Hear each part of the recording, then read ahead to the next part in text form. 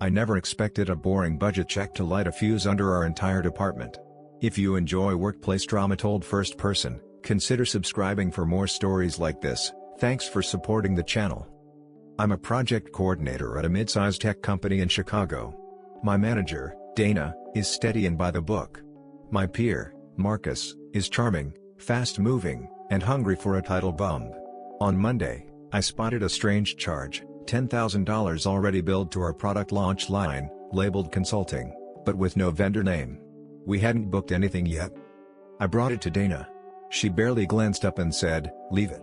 I'll handle it," then shut her laptop like she'd just hidden a card from a dealer. Minutes later, Marcus drifted by and said, almost friendly, "Careful what you dig up. Some things don't want light." I pulled the general ledger and saw my own name linked to a pre-approval at 2 in the morning. I was asleep at that hour.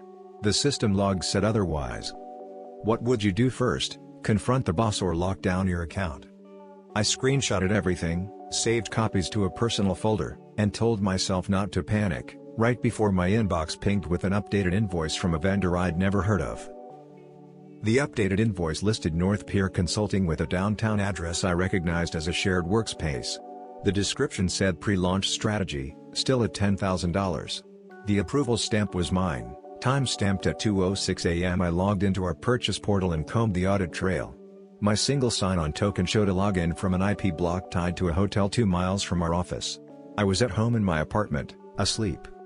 I pinged Marcus on Slack, the workplace chat app. He was away, but I saw an older thread where he had once floated the idea of fast-tracking a preferred vendor to beat month-end. Half the thread was missing. Someone had deleted messages or the channel had been pruned. I emailed Information Technology support and requested a session log export. Priya from Information Technology replied fast, "I can confirm an after-hours login using your credentials on Saturday and Monday." She asked if I had used a virtual private network over the weekend. I had not. I changed every password and turned on hardware keys. Then I pulled badge access records from our self-service security portal. At 2 a.m., my badge supposedly opened the lobby turnstile. That made no sense. The portal showed one more thing, a second after-hours entry tied to Dana's badge on the same night. I went to Dana with the badge report. She looked stunned, then oddly calm. "Access logs are noisy," she said, "Facilities has had duplicates before." She offered to email Facilities herself. I asked for the vendor contact at North Pier. "I'll get it," she said, and closed her laptop again. I wasn't satisfied. Our expense policy requires a vendor to be onboarded with a tax form and an employer identification number. I opened the vendor file in procurement and saw an IN attached, but the legal name behind it was North Pier Consulting LLC. I ran a quick cross-check against the public database in my head. Landscaping companies often have numbered names, consultants usually list a principal.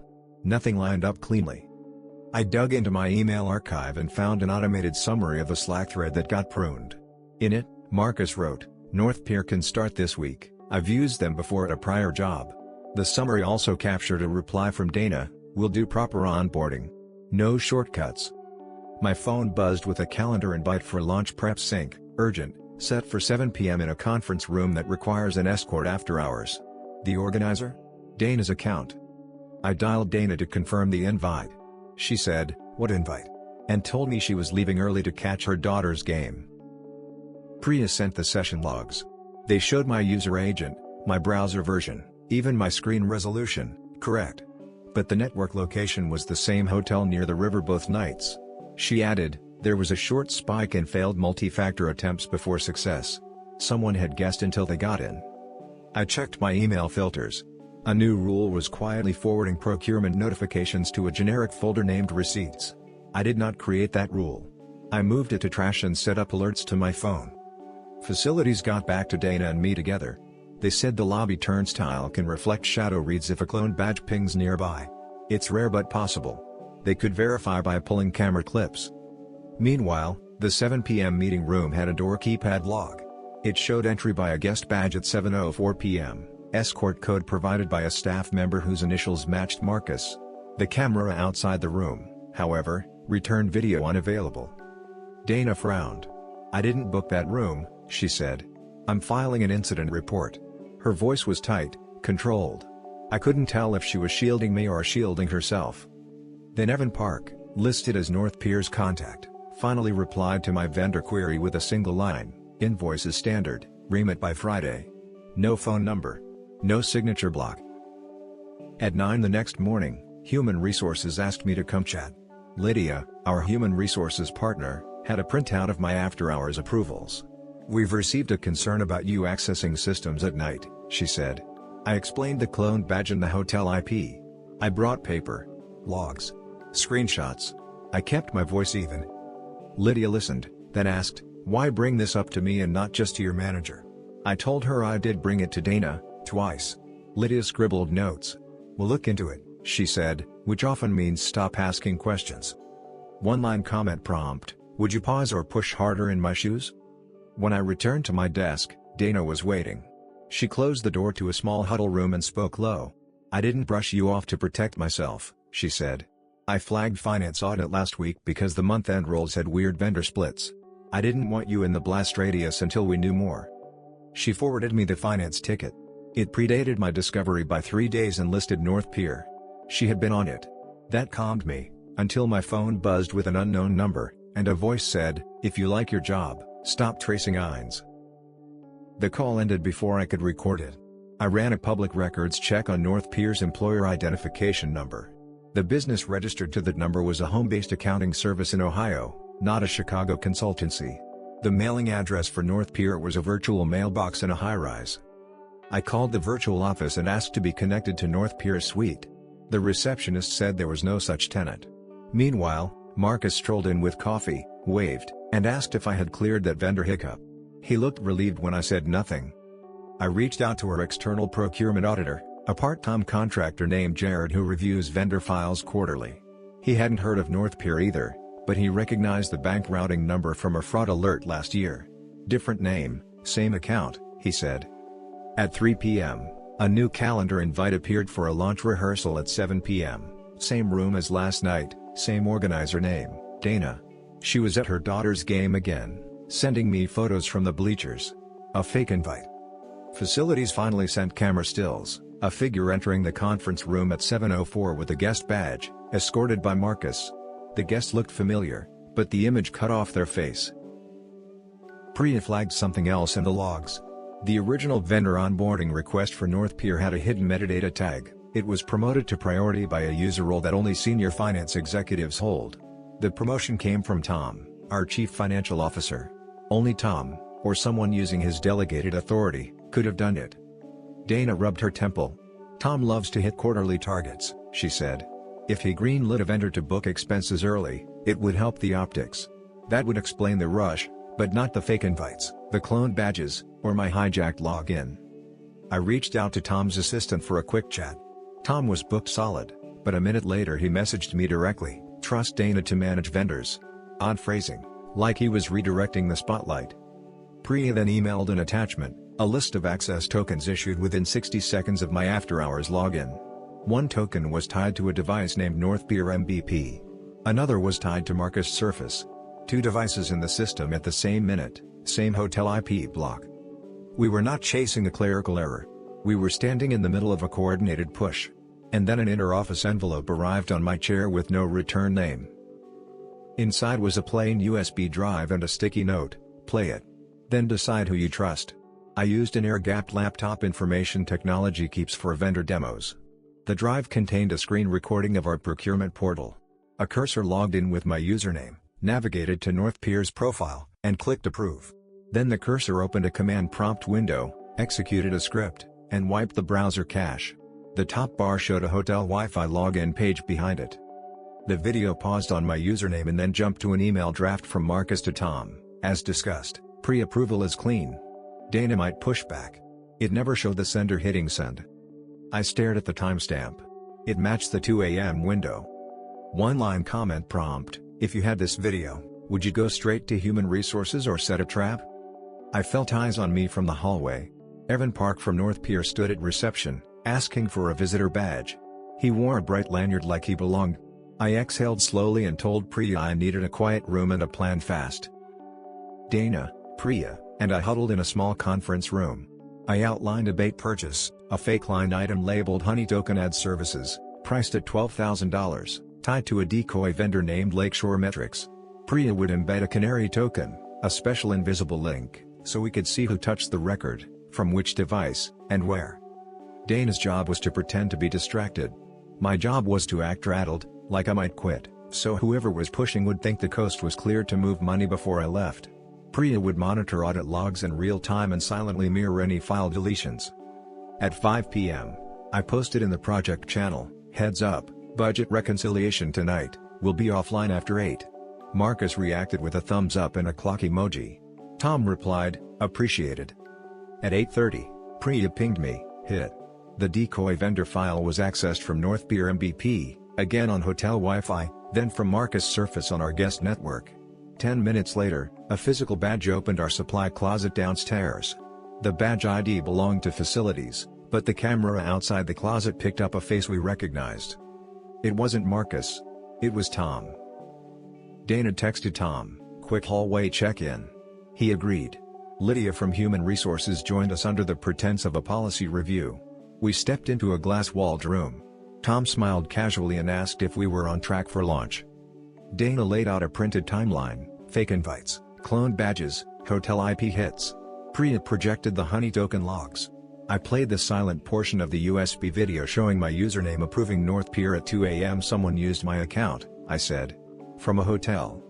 Tom kept his hands flat on the table. "This is a lot of noise over an approved vendor," he said. He turned to Lydia. "Our coordinator is veering off process." I asked Tom if he had ever worked with North Pier before. He said no. I slid a page across to him, a bank routing number matched to last year's fraud case. He didn't look down. Dana clicked to the supply closet camera still. Tom's face was clear, the timestamp matching the honey token hit. He said he was checking a water leak. In a supply closet. Lydia took a breath and asked to pause the meeting. Tom stood and said, "We're done," and walked out, straight past reception where Evan from North Pier was signing into the visitor log. The next morning, my network access was limited pending routine review. Lydia said it was temporary. Priya said the change ticket was approved by Tom at 6 a.m. I could not view audit logs anymore. I could barely open email. I sat at my desk with a blank screen, feeling the quiet pressure of isolation. An hour later, I received a formal notice, performance concerns, failure to follow chain of command. The listed incidents? Meeting with Human Resources without manager approval. Reviewing vendor files without finance authorization. Standard lines meant to chill. I took the notice to Dana. She was furious in a contained way. "We're not playing this in the dark," she said, and forwarded our entire packet to the outside audit committee using her policy authority. She also CC'd legal. Meanwhile, Jared, our external procurement auditor, called back. "I traced North Pier's deposit account to a holding company filed last quarter," he said. "Registered agent matches a personal contact of Marcus on LinkedIn. But, get this, one of the incorporators shows up as Tom's college roommate." We needed more than a neat story. We needed a smoking hot paper trail. That's when the deleted Slack messages reappeared. Priya recovered the Slack archive from a hidden retention bucket. The missing thread returned in a raw export, Marcus pitching North Pier, Dana refusing shortcuts, and Tom DMing Marcus, "Handle it. Book this month. Keep noise down." The direct message included a file attachment named North Pier _onboarding packet.pdf. In the audit export, the file came from a private channel with Tom, Marcus, and a user with a display name that matched Evan. We also found badge data linking Evan's guest access to a facility's escort code that Marcus had requested for late filming. There was no filming scheduled. The visitor log had a fake phone number, but the mailbox took a message when I called it. Lydia met with us again, this time with legal present. Legal asked short, crisp questions. Who touched the portal? Who moved money? Who approved access? Dana answered with timestamps, not opinions. By noon, the audit committee chair replied to Dana, "Hold all vendor payments tied to North Pier. Freeze related cost centers. Do not alert individuals named." That afternoon, Marcus sent me a cheery note, "Heard you're taking a few days. Smart." He attached a coffee gift card. I didn't click it. I forwarded it to Priya, who found embedded tracking. Then Evan asked to borrow a conference room for a client call, and I smiled and handed him a specific one. We guided Evan into a conference room wired for recordings during sensitive vendor briefings. He dialed out and began rehearsing talking points that sounded suspiciously like damage control. Legal listened live from the room next door. Evan mentioned the old arrangement with Dana, which made my stomach drop. He said, "She knows how this works." Dana's face went still. "What old arrangement?" she whispered. 5 minutes later, we had the audio and a printout of Dana's past consulting disclosures. Years ago, before joining our company, she had given a free ethics seminar to a small vendor network that included Evan. That was the arrangement. No money changed hands, and she had disclosed it on hiring. Evan was trying to muddy the water. Legal walked into the room and ended Evan's call. He protested that he had a standing agreement from the top.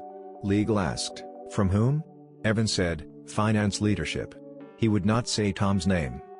Facilities then produced a better camera angle from the supply closet. Tom wasn't checking a leak.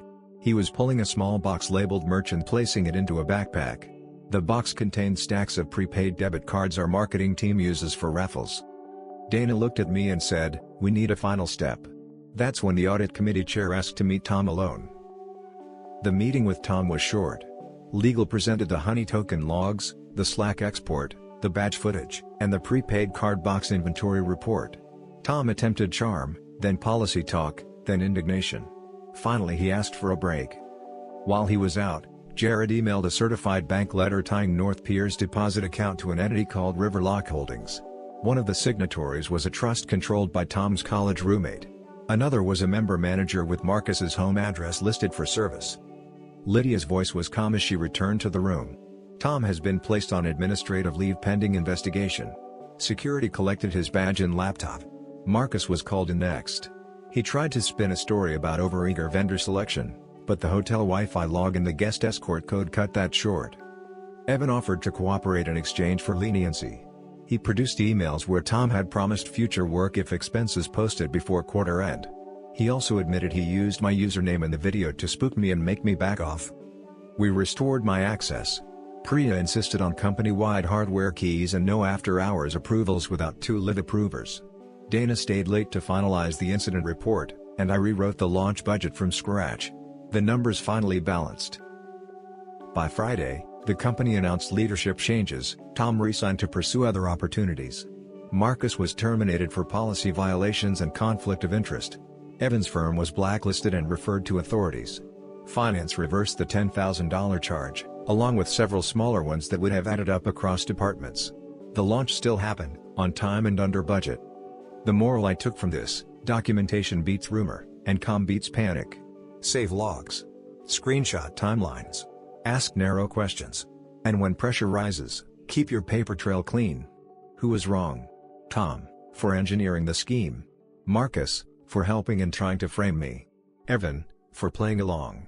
Dana was right to go by the book, even when it looked like she was hiding something. Lydia and Priya proved that steady process can still deliver a just outcome. Final call to action: if you like true to workplace drama told first person, subscribe and share your take. It helps keep these stories coming. One-line comment prompt: what detail changed your mind about who was behind it? And even now, whenever my phone buzzes after midnight, I pause and check, because the next audit always starts with one odd little number. If you enjoy workplace drama stories with real twists and strategy, hit subscribe and turn on notifications so you never miss the next one. Drop your thoughts in the comments. What would you have done differently?